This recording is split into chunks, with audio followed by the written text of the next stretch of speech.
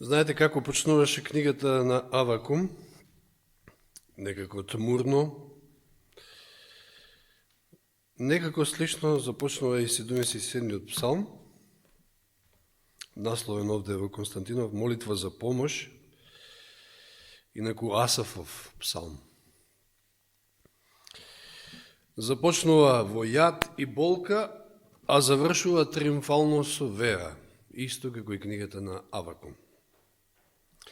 Инаку псалм кој што се фокусира на честите причини за депресија, но и тоа како да најдеме чаре за неа, на што ќе биде и нашиот фокус, всушност.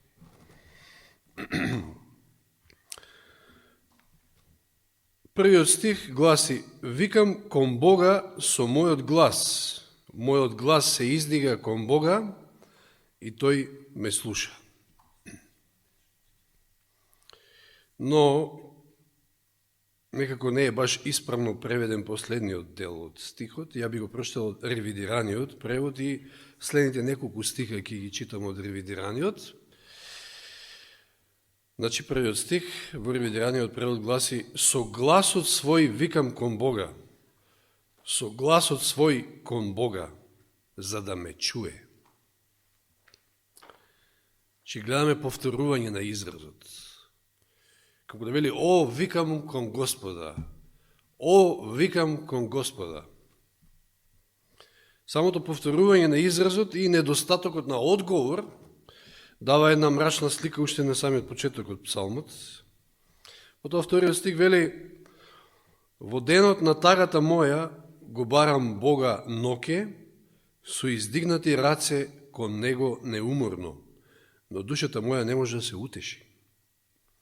Го спомнувам Бога и воздивнувам, размислувам и духот мој малаксува." Че ги читам од ревидираниот, како што кажав, овие неколку стиха. Значи, псалмистот овде опишува една состојба каде не може едноставно да се утеши. Духот му е малаксан. Ноќе не може да спие, да затвори очи. Се гледа дека е во прашање хроничен проблем кој што трае, за кој што нема туку така решение, знаете, кој што предизвикува длабока тага, душата не наоѓа ути, како што гледаме. Едно е, знаете, да имате проблем кој што има решение и знаете како да го решите. Имате одредени чекори кои што треба да ги превземете, знаете, вака ќе направам, така ќе направам и еве го решението на проблемот. Меѓутоа, друго е, кога имате проблем кој што трае и едноставно нема решение, не гледаш и не знаеш ни од кај да почнеш. Тоа е веќе сосема поинаква состојба. Тоа е состојбата која што ја гледаме како ја опишува овде Асаф во овие стихови. И едно е малаксано тело, знаете, некојаш било од како сте биле настинати, болни, не знам што, некој вирус сте поминали или сте си изнаработиле, сте прокопале некоја нива, денес или некоја лозија и малаксани сте онака утепани и ќе заспиете, ќе си отспиете едно убаво и ќе станете утре како нови. Меѓутоа, друго е малаксан дух. Тоа е сосема друга состојба. И не е така едноставно. Вели, го спомнувам Бога, значи се сеќава на Бога, го спомнува Бога, но вика и воздивнувам, размислувам и духот мој малаксува. Значи, дури и подсетувањето на Бога не му дава ништо позитивно. Не го охрабрува. Значи, еве, може да кажеме како прашање е вид на депресија. Денеска професорот ми испрати некој линк, него ни погледнав, меѓутоа од докторски, од научен аспект, постоеле некој 7 типа на депресија. Океј, јас кажав дека не опфаќам од тој аспект, туку едноставно она што Библијата ни ги дава како примери. Еве, видовме денеска со Илија, сега го обработуваме 77-иот псалм, иако имаше тамо и спомнато што наистина денеска луѓето некако, ми се чини дека како да се вадат најчесто кои ќе спомнат дека некоја болест или состојба има генетско потекло. И се е генетско, знаете, и тоа ве ослободува некако од вашата одговорност. Генетски, гени се, што да правиме. Па не знам дали депресијата може да има некој вид на депресија, генетско потекло, не знам. Меѓутоа, како тоа луѓето излегуваат од депресијата, веш? Може вие да сте склони на дебелење или не знам било што генетски, меѓутоа генот е едно, 100 пати сум го кажал тоа од ова место и тоа и сум го учел и во Шведска и сум го читал. Значи, едно е ген, да имате некои генетски предиспозиции, тоа значи да го имате пиштолот во раце. Ама дали ќе пукне тој пиштол, зависи од вас. Значи, сепак, ова некако ми изгледа као тргање на одговорност. Генетика е, што да прави. Генетиката има своја улога, значи, може би, полесно му е на некој да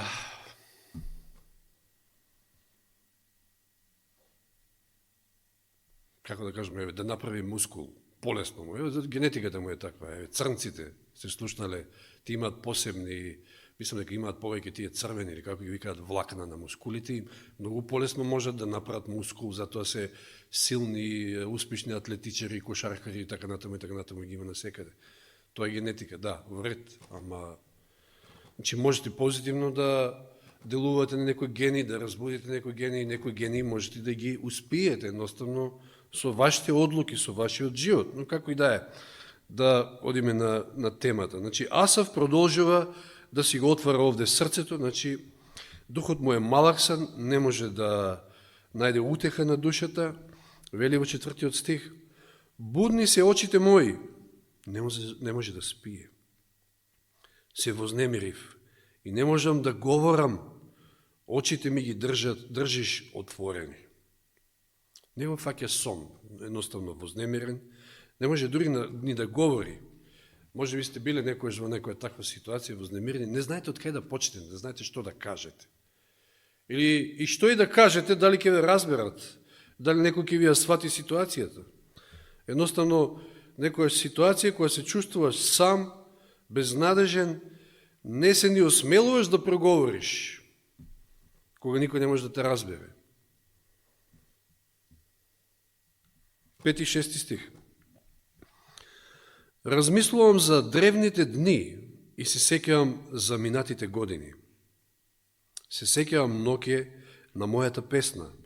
Размислувам во срцето и мојот дух испитува. Значи, се сеќава и на дамнешни денови, на некои поубави денови, кои биле, значи, подобри, која бил повесел, но и тоа нема фајде за неговата сегашна состојба.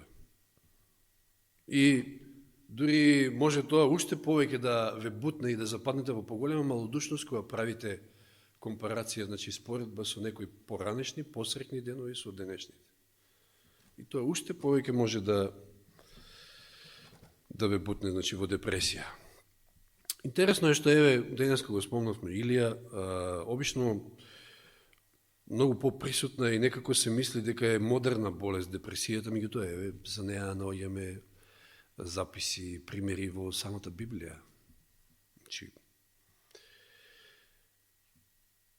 и фала му на Бога што Библијата обработува секаков вид на проблеми на човештвото, така да нема нешто за што не можете да најдете одговор во неа. Во првите 6 стиха што до сега ги поминавме, нешто е уочливо. Едноставно се користи прво лице. Асав. Може да видиме. Викам, значи јас викам кон Бога со мојот глас. Го барам Господа. Си спомнувам за Бога. Потресен сум, не можам да зборувам, размислувам, се сеќавам и така натаму и така натаму. Гледаме, може некој ќе рече, највидом изгледа како да се фокусира на Бога, го спомнува Бога, но не е така. Асав е насочен кон самиот себе и кон своите проблеми.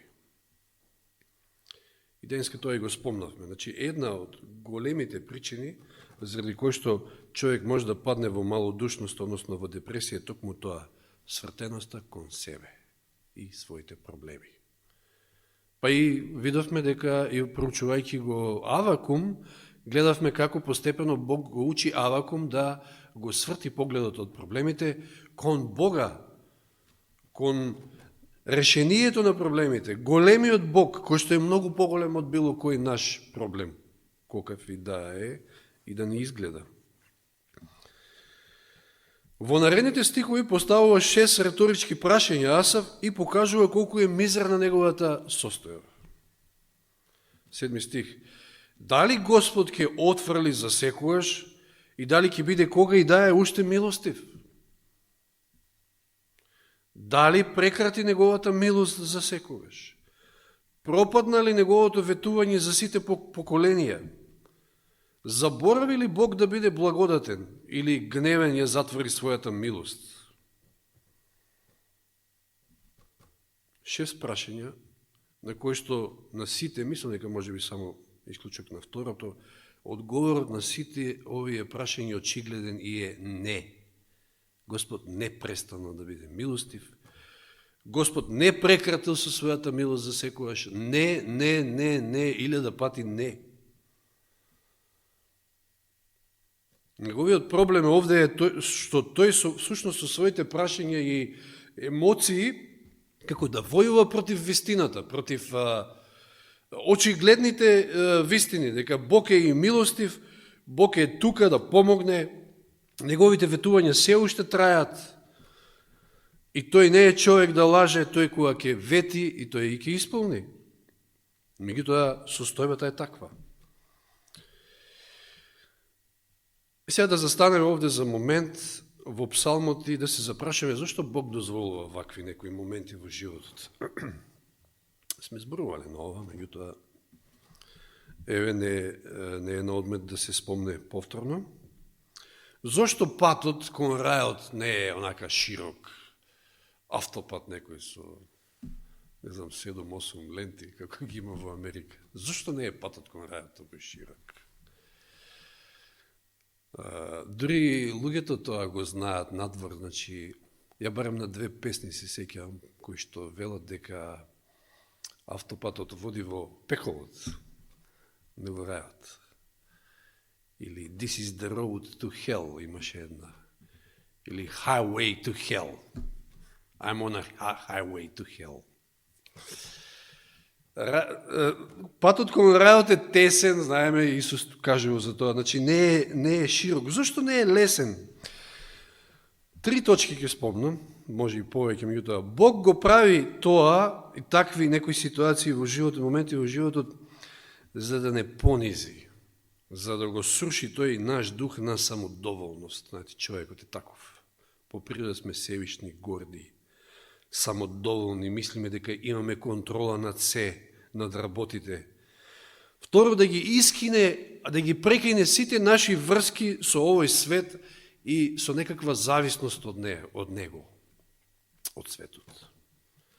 Едноставно, кога се би било така лесно, би го изгубиле чувството на зависност од Бога.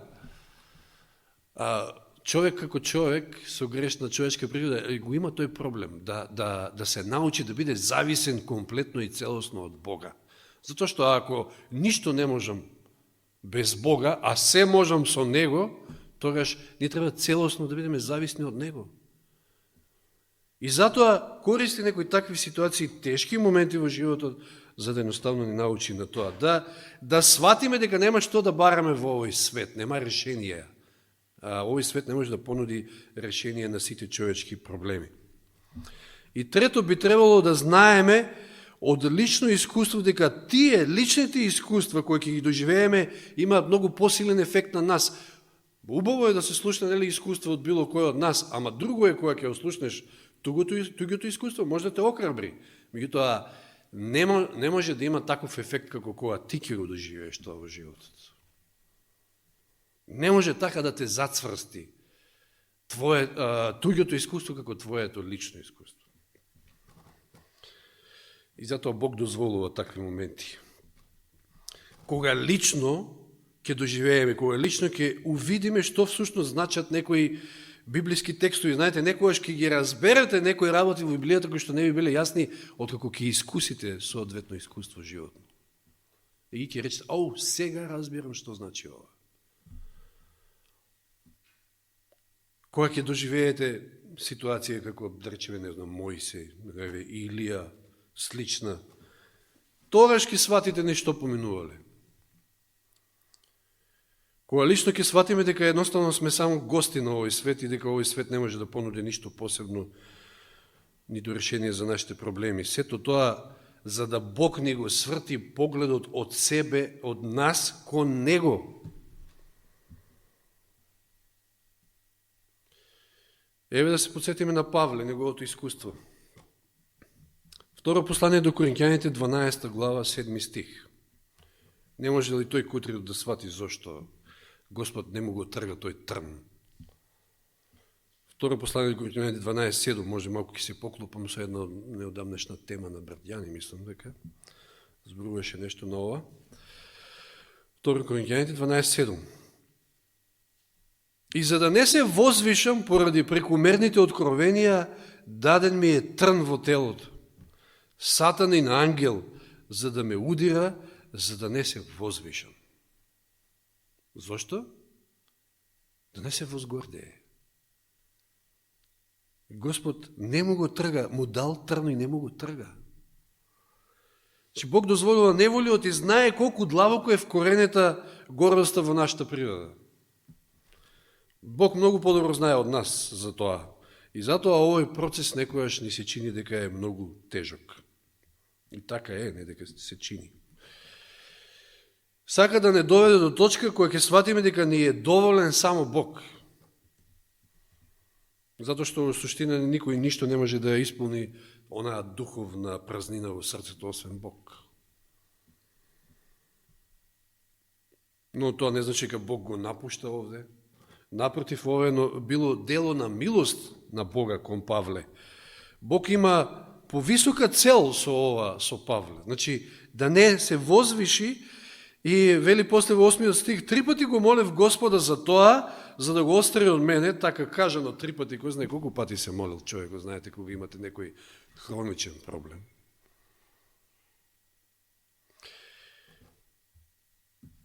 Некој ќе рече овде, па Павле не бил човек од вера, немал вера. Се моли постојано и нема никаков резултат. Немал вера човекот. Не. Некој сме брзи, па донесуваме такви заклучуци. Не е така. Бог има лекција за него да научи. 9 стих. И тој ми рече, значи Павле вели, Господ ми рече, доста ти е мојата благодат. Зашто мојата сила, Божјата сила, се покажува совршена во слабоста. Значи, исто како на Авакум, Бог сака да го научи лекција Павле. Не треба да чекаш промена на околностите, околу тебе, за да бидеш среќен во Христа. Кога од нас, дали веруваме дека некојаш, затоа и можеби нашиот живот или нашето сведоштво не е толку силно меѓу луѓето, затоа што токму кога од нас ќе се отстрани сета гордост и себичност, тоа е таа наша грешна природа, тогаш Божјата сила ќе се манифестира во полнина. И светот ќе го согледа тоа, не може да не го согледа. Се доека се држиме нешто до некое свое знаење, некоја своја умешност или било што, ние не се подпираме на Бога и Бог не може да не искористи максимално. Може, ја не велам дека не може да искористи било кого и било чива значи, интелигенција или било каков дар. Меѓутоа, кога целосно ќе се испразниме од себе, тогаш доаѓа Божјата сила во полнина. И интересно е што откако Павле ја научил оваа лекција, оди во друга крајност и си вели, а што ме така, тогаш ја сакам да сум слаб.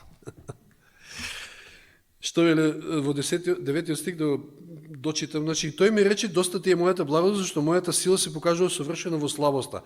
Затоа, со поголема радост ќе се фалам во своите слабости, за да се всели во мене Христовата сила.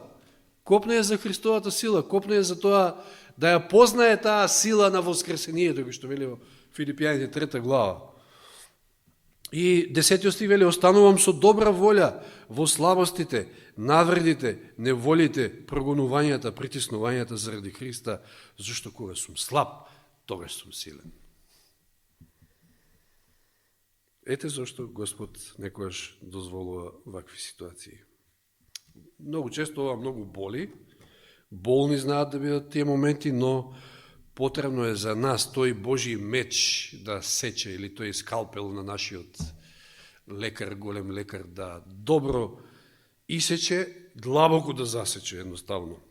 Затоа што, како што кажав, ние самите не сме свесни колку таа гордост човечка е вкоренета, значи, во нашата природа. И се вратиме сега на 77 псалм, 10 стих,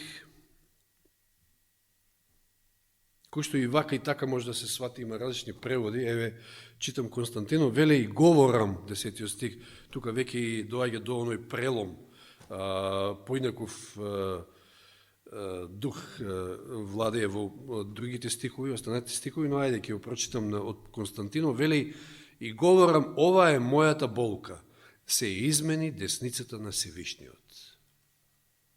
Бог се промени, Бог не е тој истиот. Така звучи. Меѓутоа во англискиот, New King James да кажеме, што е малте не King James, само модерен англиски, вели But I will remember the years of the right hand of the Most High. Значи, ќе се сетам на годините кога ме водеше, значи на таа десница рака на Бога. Меѓутоа, како и да е, и така да е, и вака да е, одеднаш сега целиот наратив зазема друг правец, повеќе псалмистот не е со неговите проблеми во фокус, не е свртен кон себе. Сега тука го гледаме решението, значи чарето за такви состојби, депресијата. Бог и Божјата големина сега е во фокусот. Јас дори сметам дека повеќето од тие такви некои состојби се токму заради тоа што луѓето се свртени кон себе. Елен Вајд вели во еден свој цитат во Копнежот, ако не се лажам, беше анксиозноста исто така многу застапена. Елен Вајд вели вака, љубовта кон себе донесува немир.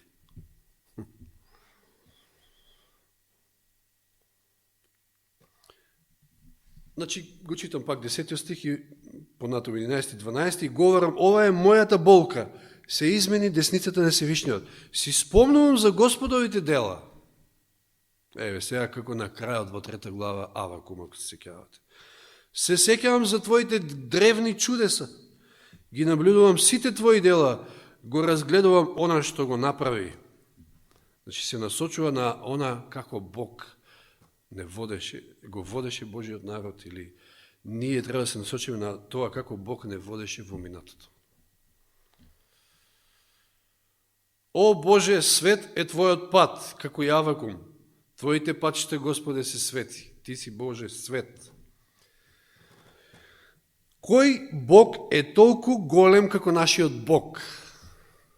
Фала Богу, ова е вистинското нешто. Кој Бог е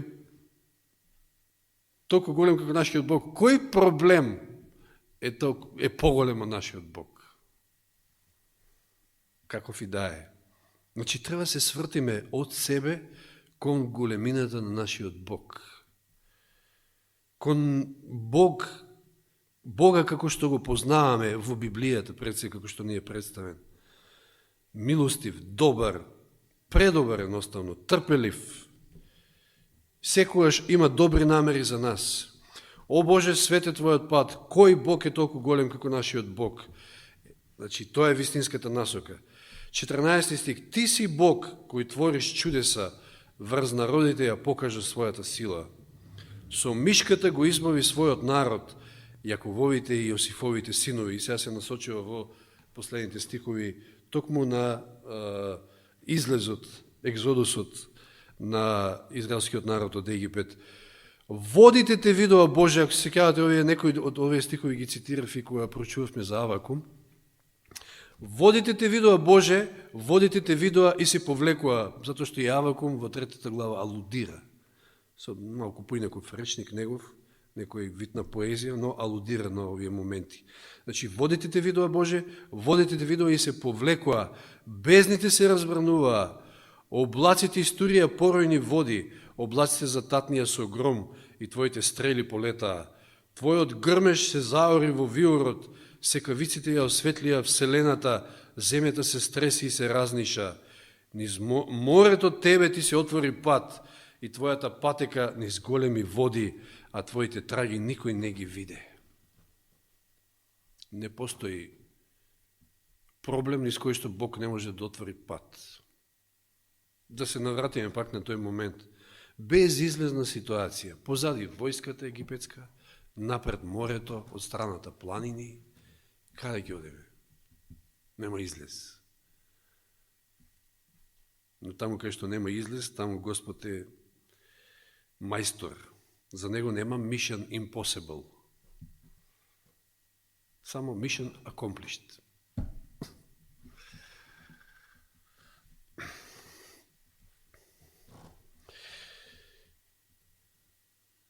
Ти го водеше твојот народ како стадо со рацете на Мојсија и на Аарона. И веднаш ова алузија на 23-тиот псалм. Бог, нашиот пастир. Ако Бог е наш пастир, тогаш ништо нема да ни недостасува. Така беше. На зелени пасишта тој ми дава починка, а при тивки води ме води. Ја освежува мојата душа. Како што денеска гледавме како Господ ја освежил душата на Илија, таа страдна и исплашена душа. Ја освежува мојата душа, ме води по патеките на правдата поради своето име. Ако тргнеме низ долината на смртната сенка, нема да се уплашам од злото, зашто ти си со мене.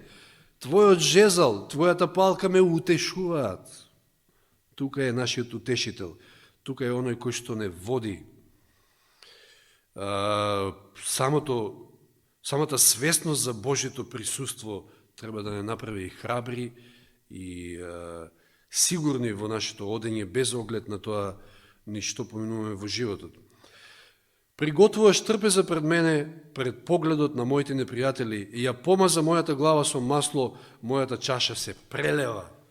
Навистина, благоста и милоста ќе ме следат. Благоста и милост ќе ме следат ни сите денови на мојот живот, и јас ќе престојувам во Господовиот дом за секојаш, во Божјето присуство.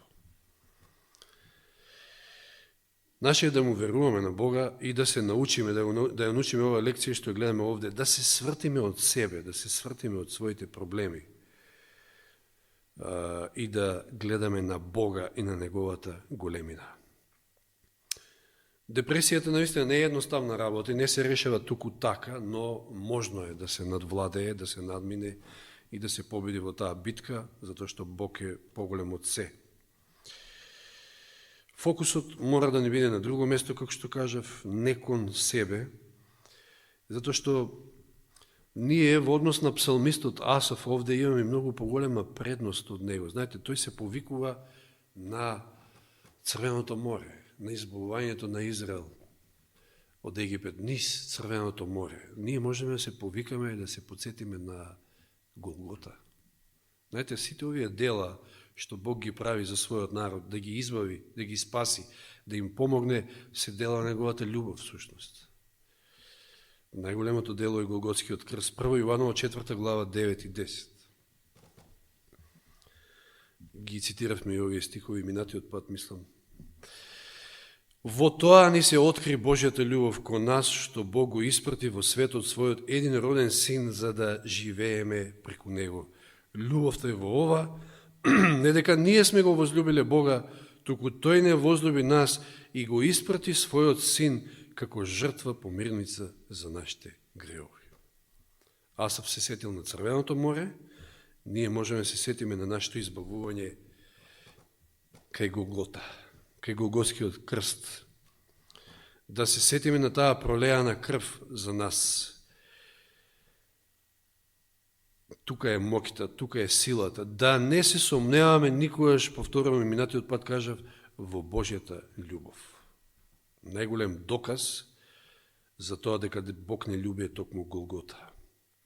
Затоа има таа привлечна сила, па вели која ќе бидам издигнат над земјата, ќе ги привлечам сите кон себе. Значи, лекот за депресијата не е да се задржуваш на тешкотиите, на проблемите и постојано да ги вртиш, да ги повторуваш, да ја дикуваш и така натаму. Не. тонеш уште повеќе. Лекот не е во тоа и да се сетиш на некои подобри времења порано, и сега тоа уште повеќе може да ве втурне во малодушност.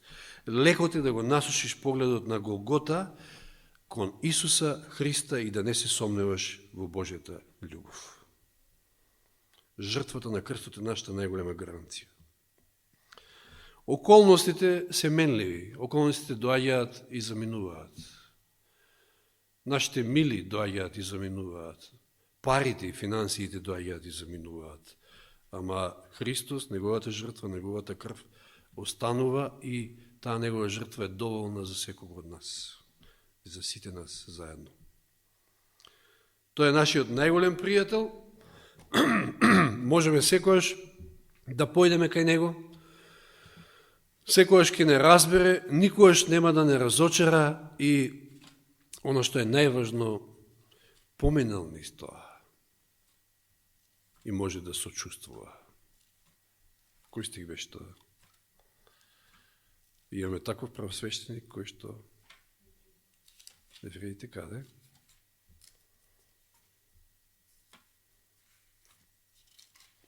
Ајде да не бидам јас како Јани. 4.15. Така беше? 4.15. Зашто немаме правосвещеник кој не може да сочувствува со нашите слабости, туку кој бил искушен во се како нас, освен гревот.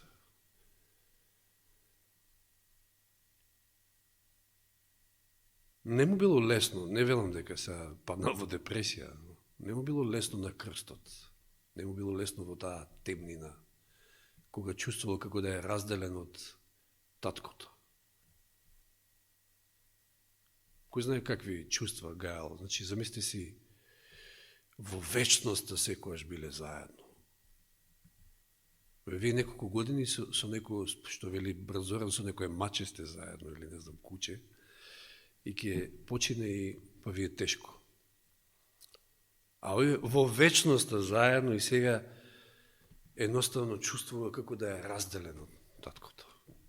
Страшно било тоа за него. Меѓутоа, значи нема ситуација која што тој не ја поминал, и ако не може ово или оној да не разбере, слободно можеме да му пристапиме на Исуса, нашиот просвещеник, и така и вели следниот стих, и така да пристапуваме смело, слободно, кон престолот на благодата, за да приеме милост и за да најдеме благодат, за да најдеме сила за помош во време на потреба, во време на неволја.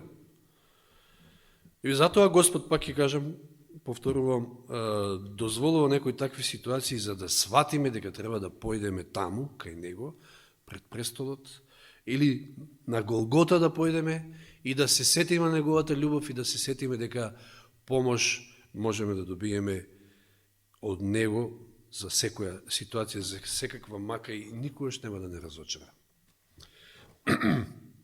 Значи, нема нерешливи ситуации за Бога, ниту пак депресијата е нерешлива ситуација. Нека Господ ни помогне да не снајде такво нешто, но како и да е, не е крај на светот и ако поминеме некои такви моменти, битно е да извлечеме лекција и битно е да излеземе посилни, затоа што она што не може да не победи, совлада, не прави посилни. А на Бога такви му требаме. Силни и посилни за времето и за времењата кои што доаѓаат. Нека Господ ние биде милостив и нека ни помогне во нашите животи. Сите ние поминуваме низ нешто, но сите ние можеме да ја најдеме утехата, помошта и силата кај Христа и кај Бога. Нека му е слава нему. Амин.